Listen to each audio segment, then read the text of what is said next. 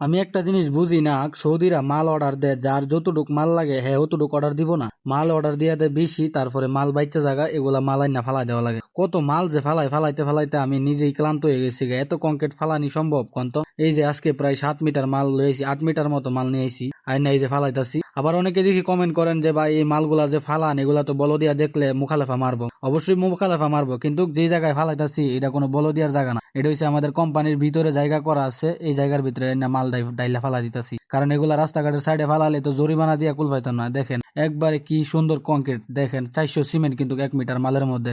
চিন্তা করেন 1 মিটার মালের দাম প্রায় 300 রিয়াল, 350 রিয়াল এই কংক্রিট গুলার দাম। তো 7-8 মিটার মাল ফালা দিতাছি, কি করবো এতগুলা মাল?